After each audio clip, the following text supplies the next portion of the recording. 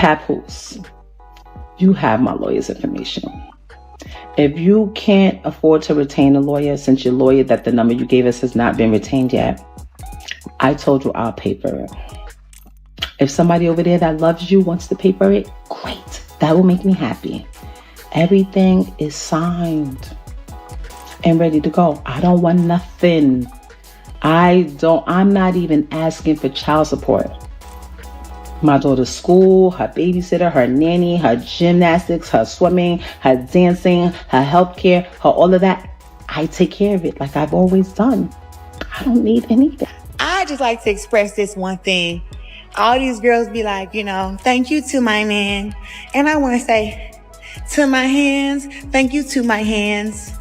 To my hands, thank you to my hands. Listen, for me knowing how to fight and me training hard, I make millions of dollars just from beating people up. So, to my hands, thank you to my hands. To my hands, thank you to my hands. Papoose already had my lawyer's contact. It wasn't hidden or anything.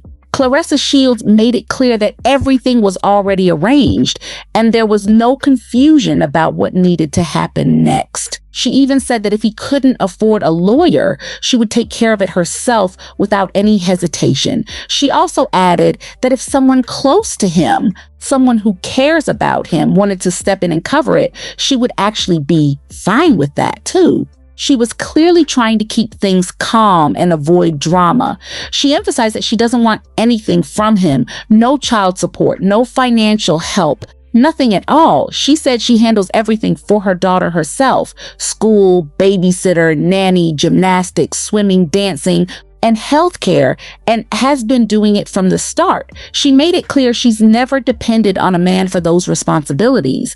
Then she shifted the tone, saying she thanks her own hands instead of a man. She repeated it, "Thank you to my hands," to emphasize that everything she has comes from her own hard work and effort. She wasn't just speaking generally. She said she earns through fighting, training, and competing, and that's how she built her career. But things get more complicated because while she talks independence, the reality doesn't seem that simple.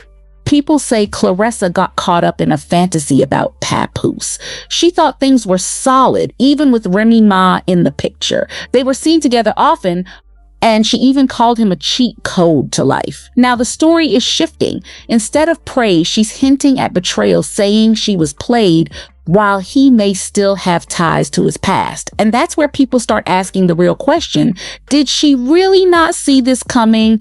Or is she now shifting the narrative to come out looking like the victim? Because there were signs from the start. Claressa said she treats her man like a king and is submissive, adding he takes good care of her. But Papoose is still legally married to Remy Ma, which made people question the situation. Claressa stayed vocal, trending often and praising Papoose. They were also seen together at events, looking close. Talk to my man like a king. Don't ever get it messed up, baby. I may have the muscles and I may know how to fight, but I'm very submissive to my man because my man's a good man. And he takes very good care of me. Even when Remy Ma exposed messages suggesting Papoose wasn't fully supporting Claressa like she claimed, Claressa didn't back off. She said Remy was just jealous and hadn't felt that kind of love. After that, things stopped being about boxing and turned into constant drama with Papoose and Remy Ma. Claressa also said she loved him and his support felt different from her past. She even said, "We deserve each other," showing she believed they were a good match. Then came the Breakfast Club interview, and that's where things started getting tense. Papoose was meant to appear solo to promote his project, but Claressa showed up with him and stayed right by his side. Things were calm at first, until DJ Envy mentioned Remy Ma. The moment her name came up, Claressa's energy shifted immediately. She went from relaxed to defensive and even pulled up a chair like she was ready to respond head on. She stepped in, saying the situation was old, people should stop bringing it up, and that both sides had already moved on. She also said Remy Ma had someone too, implying no one should act innocent. When asked about being cordial, Claressa called the situation corny, especially the social media drama, and said she wasn't here for it. What stood out was how she kept jumping in when questions were directed at Papoose, almost speaking like she was part of the marriage. Meanwhile, Papoose looked uncomfortable, and his body language showed he wasn't fully agreeing with how she was handling things. Claressa went into full flex mode, posting a video outside while carrying designer bags like they meant nothing, almost like she was just playing around with them. She made it clear she doesn't need a man to buy her anything because she can afford it all herself. She stood strong on her independent energy, talking confidently like nobody could question her. But that's where people started to notice things differently. That's why I said I love him. I love having his support, you know what I'm saying? His support is like very, very different from what I've had in the past, and how he speaks to me and stuff is very different. There you go. We deserve each other. While Claressa was online showing off, Remy Ma stayed completely unbothered. No response, no drama, no engagement. That silence spoke louder than anything. At the same time, things became clearer during the holidays. Papoose spent Christmas with his wife and daughter, which made his position obvious without saying a word. Claressa tried to act like everything was fine by going live and showing her Christmas tree, but people quickly noticed the obvious. Papoose wasn't there with her. Instead, he was back with his family, which immediately shifted the narrative. There was no post, no shout out, and no public mention of Claressa during the holidays, and people noticed. Online talk picked up fast, pointing out that Papoose spent Christmas with his wife and daughter. Claressa tried to act normal by going live and showing her Christmas setup, but viewers were already reading between the lines.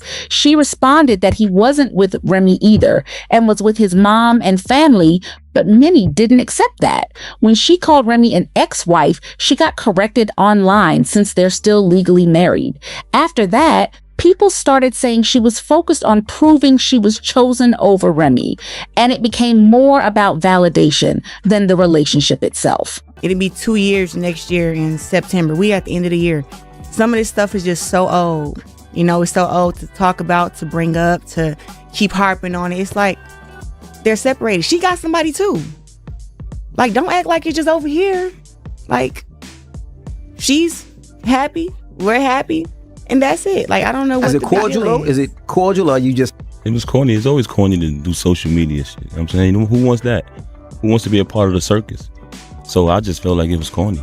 People were saying the only way she could feel that high was by trying to get a reaction out of Remy Ma, but Remy stayed completely unbothered. Then things escalated when viewers rewatched Remy Ma's shopping video and claimed they heard a voice in the background that sounded like Papoose. That immediately got people talking and connecting dots.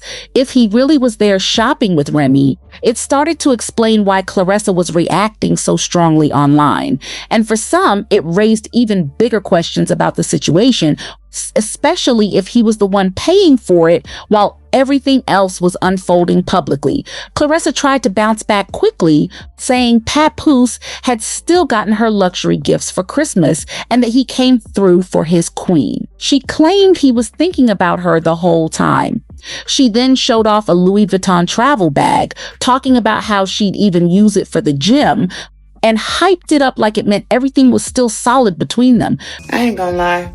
I've been finding this for a long time now. Real shit. Like, naturally just fire. Just naturally just tea. It's like not even having a try. Put on a t-shirt, put on some jeans, put on some shoes, and I just been like eating them down. People around her were hyping it up, saying things like, "You see the love?